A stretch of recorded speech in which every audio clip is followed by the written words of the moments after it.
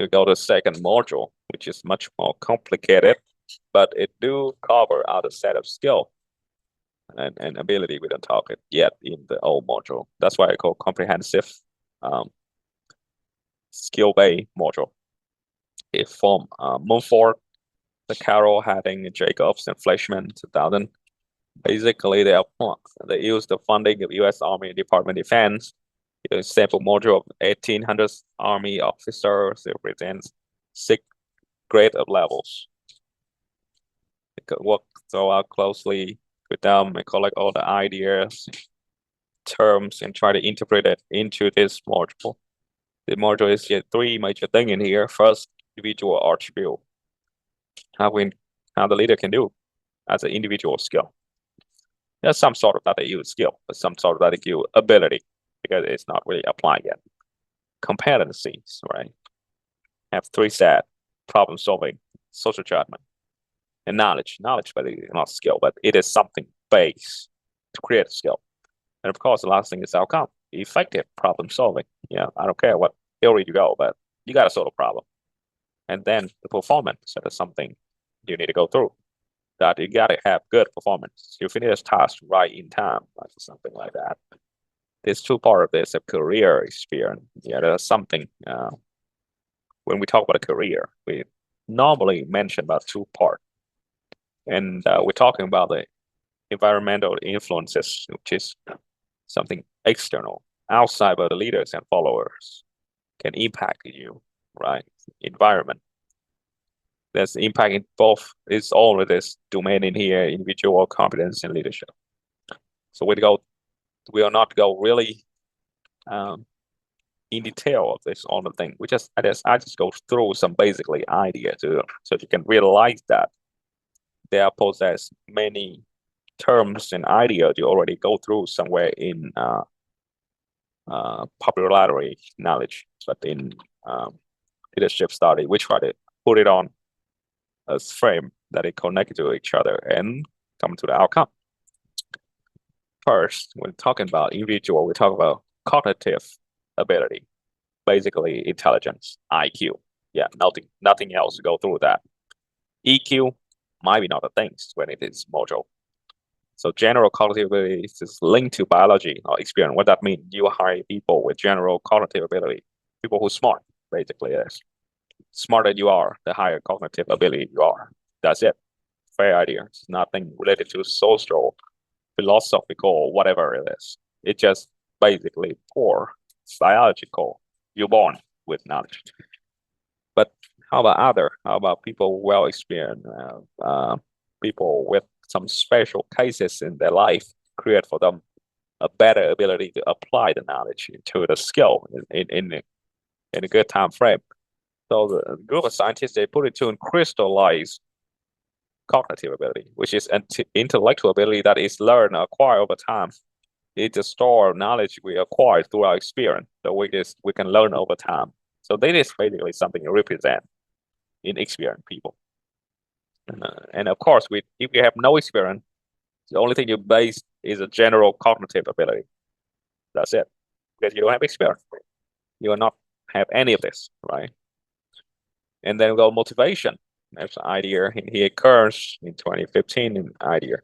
3 categories in motivation: self-interest, career consideration, and higher purpose. So this is an old definition of that fit with this module. Of course, it's not fit with the current motivation theory, which is the comparison of the conflict between multiple different theories so far. Hierarchy of need from Abraham Maslow is a part of motivation theory, right? Self-determination theory is also a motivation theory, which is based on automation, self-interest, and of course, the career higher purpose. So this idea of currents is pretty close with that. Self-interest, what generate to you, right? As a self, individual self, separate self from other. And they have something really specific domain in leadership and management with a career consideration, right? When you talk about motivation theory in general, in psychological and sociologically, we don't talk about career. So career is something specific domain of the work in organization, in development, professional development. That's why this motivation theory of currents is more fit with this module than other module. Career consideration, basically, this is where you articulate your vision of development, which is fit up with your determined career, right? So you're working on one place and you define, well, this is my career. Marketing is my career. So in working so hard in marketing position to develop your career, you might internship on this marketing and internship at other part of marketing. You're gonna work in marketing company, even you don't like them, because you want to pick that thing out of your career consideration. And the last thing is a higher purposes. What the higher purposes? Purpose. Normally, when we talk about purpose in motivation, it's just what you propose in the course of your lifetime. Normally, it's in the year, right? Quarterly, the year, annually. It's just collective of goals into that stuff. What you propose at the end of this year, right? You can achieving some kind of statistical goal, so you want something like personal goal, or something like a little bit more higher social goal. But higher purpose, when you call the word higher, it means something more than that, something more than yourself, right? Because the higher, what is the higher? Why you need anything higher? Normally, we just talk about purpose. Purpose of life might be the highest one, right? But we want talking something in these three domains. Higher in here is just higher than yourself today. Higher than your self-interest right now. And higher than your career. So what is higher than you and your career right now? It could be you in the future. It could be the you in the end of your life. It could be your family, right? If someone put your family higher than yourself. It could be the society, artists, people, right?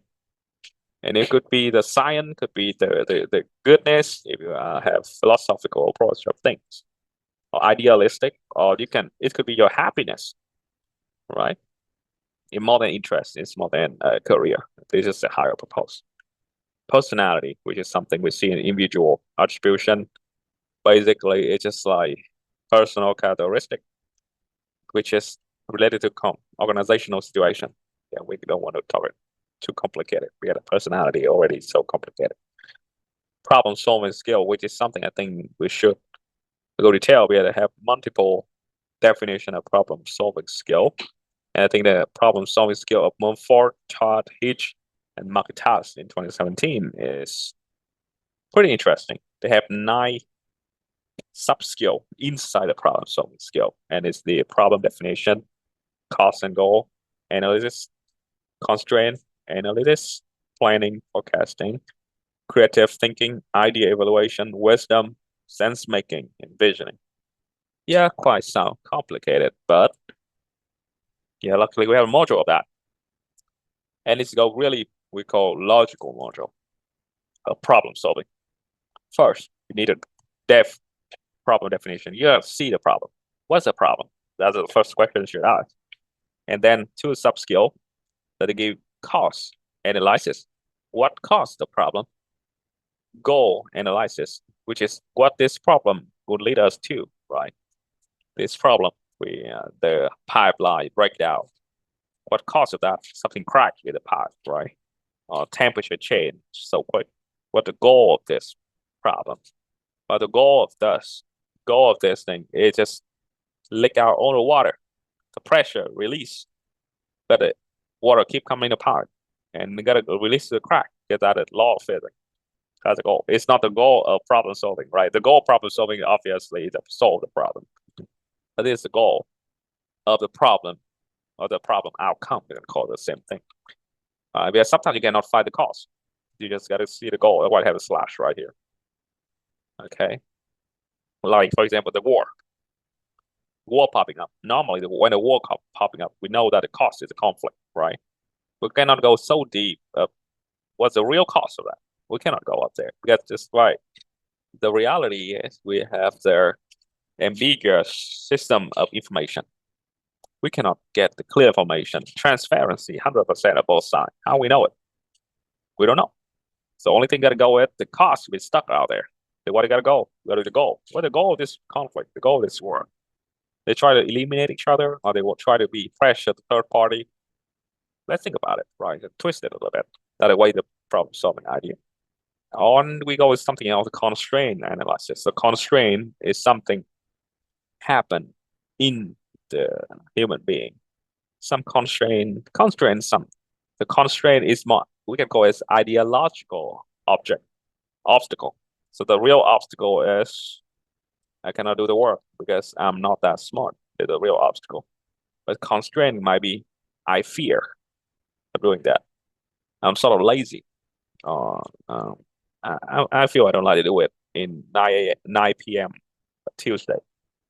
Right? So constraint is more like something idealistically, something in psychology, something in your mind. Then the realistic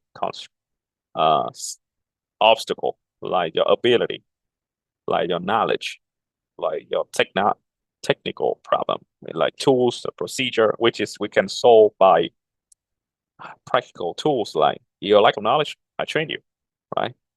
If you're not really smart enough, I hire other people with this enough IQ level. But it's not about the IQ and technologies thing. It's something about psychologically, human right, injustice, fairness, whatever it is, whatever ideologically obstacle of the thing is a constraint. So after we define why, what, why, how, what, why, right? How, we go to planning. Here now we got to solve the problem, but we need a plan. That's it, basically, step by step, multiple steps. We need forecasting. Why we need forecasting? Because we got to see that plan in the future before we apply it, work or not. Without forecasting, we're going nowhere. Without forecasting, we have 4 steps. Do it and redo it because we don't have forecasting, right? Even forecasting could be wrong. Yeah, nobody's sure it's right. If it's sure it's right, not called forecasting. It can be determine the outcome than forecasting. But we need some idea of future, okay? And creative thinking, what does that mean? It means you got to creative something new, because we just pay back with whatever Einstein say, right? Cannot solve the old problem by the old way of thinking. You got to have new way of thinking, right? Or you got to not solve the problem by the way of thinking that created it. Well, you got to create something new to solve that problem. That's why it's still there. The creative, the new idea, new thing. That's why I have idea evaluation. New idea coming in, but we need to evaluate it.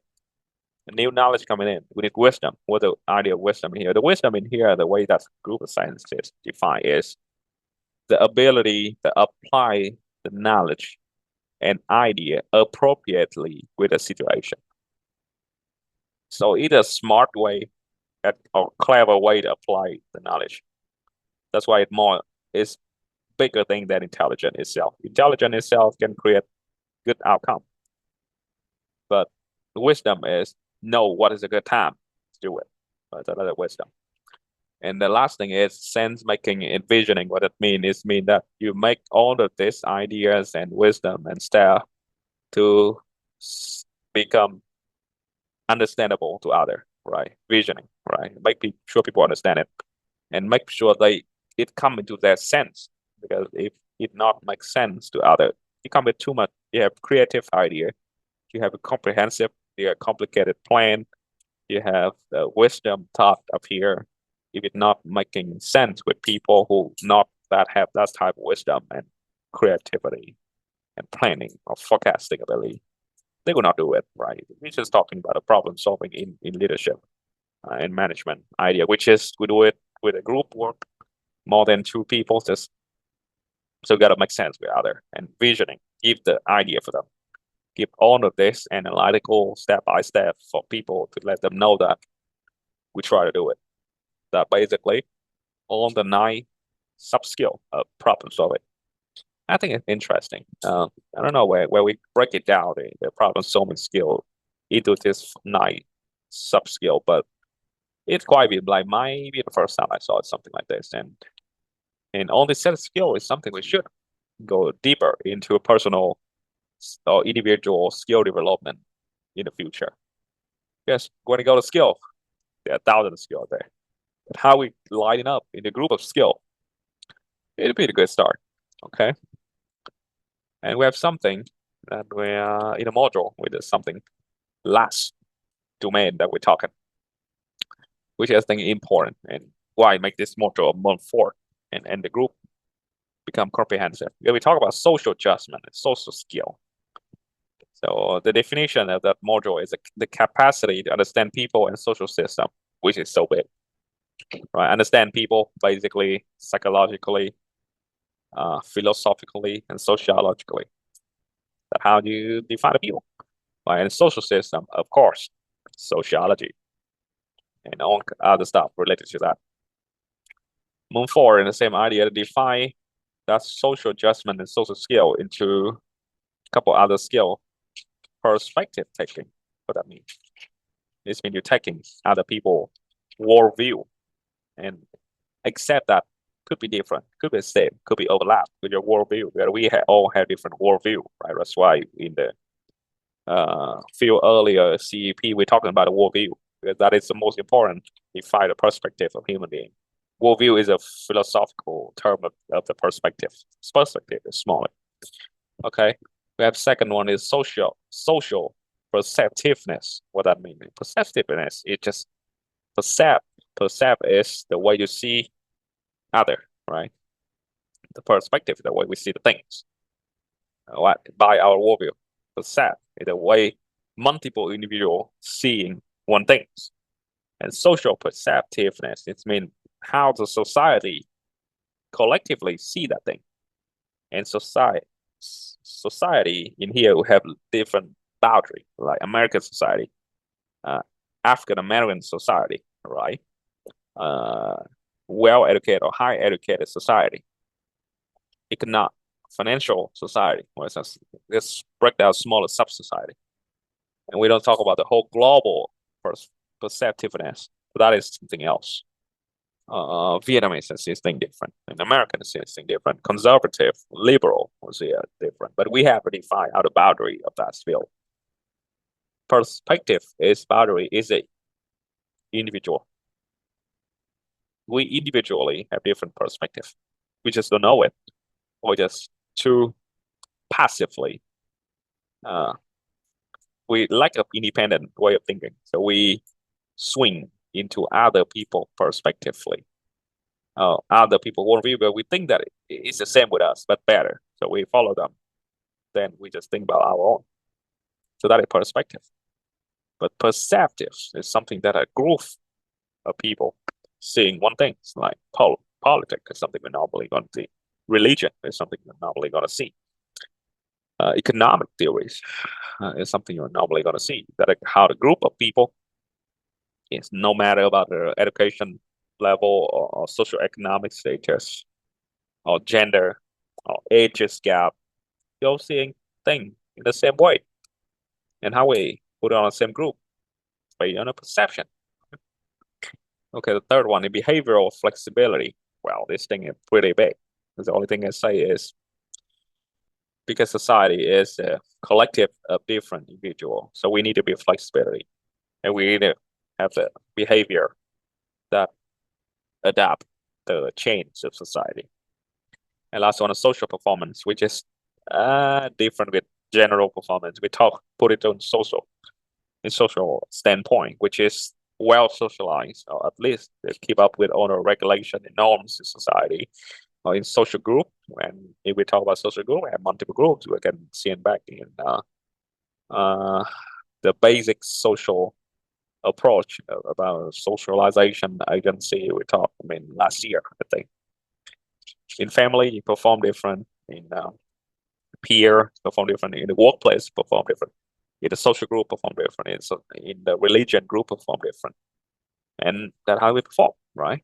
And how we judge that a performance good or not, based on social perceptiveness, not based on you. Okay, so one more thing is knowledge. The base of social skill is, remember, knowledge is the base of problem solving skill and social adjustment and social skill, right? So knowledge is inextricably related to the application of and implementation of problem solving skill in organization. All right. And I have social skill too, but they just try to narrow the word of knowledge, which is work with the skill, not general speaking knowledge. Influence on skill development. We talk about influence. We get influence of the way they develop onset of cognitive ability, general cognitive ability, crystalline ability, motivation, and the field of that, and of course, a social skill and problem-solving skill. That's two things: is career experience and environmental influence. Career, something related to professional development, and own kind of problem-solving skill, which is articulate. It's alongside in this specific domain. Then you need a specific set of skill with a cognitive ability, general cognitive ability. You need a certain amount of experience of the field, which is crystallized cognitive ability. You need a sort of behavior and performance that work with the position, right? With the other stuff, motivation stuff. You need a good set of problem-solving skill, and you need a good set of social behavior skill, how to interact with your peer, the superior, and subordinate. That's how you promote your career, basically. That's the difference. Now you can, in this form of idea, we can see the difference between a career and a job, right? The job, finish task and get reward. That's job. The career, finish a set of tasks in an organization, and you have the experience of development in yourself and in the organization and in the task itself. The more you do, the more cognitive ability, the more problem-solving skill, the more social skill you acquire and you achieve, the more career development you are. See, career have the development and have a quite clear sense of development, which is they can do forever for the rest of your life. That's what I call career. Job, something you do it and get reward, money, reputation, whatever. That is something different. So we can have multiple jobs, but we just have few career or just one career, basically is. Okay, the second part is environmental influences. Basically, what outside of idea interact to the way you develop yourself and career. We're going to go deep in this today because environmental approach is one of the weaknesses of this skill approach. And the last thing in leadership outcome is effective problem solving and performance. Yeah, and nothing new about that. Effective problem solving, solve a problem in time, like what we agreed to do, and performance, everybody, peer, superior, subordinate, performance, like what they're supposed to be, meet up on the goals and indicators, and everybody happy. That basically is. And they not really go detail about that either. That's why it's this key ideas of a skill approach of leadership. You want to talk about skill? We have multiple set of skill. Technical skill, you can name it, millions, right? Human skill, there are few human skill. Definitely is working on communications and on kind of interpersonal and conceptualize. So big that we cannot name it, but work with ideas, work with strategy, work with vision, work with future, work with tradition. Tradition is basically a sort of idea, right? And we talk about the problem-solving skill, 9 criteria, at least that a group of scientists believe it, and have how it connected all together. And this new module of Munford talk about social judgment, social skill, which is quite new too, and go deeply to improving the intervent, right? The way is widening, connecting between the psychology and sociology and philosophy in leadership study. If you don't understand all that field, you cannot understand how to learn to lead, right? And you cannot develop the theory and module into the way you want to apply it into your own skill set, into your own module, because you understand the terms differently with others. But that pretty much is for the course today. And I hope that we when we have share on the same page of the idea what skill look like when we will talk about later. All right, thank you so much, and we'll see you in the next time.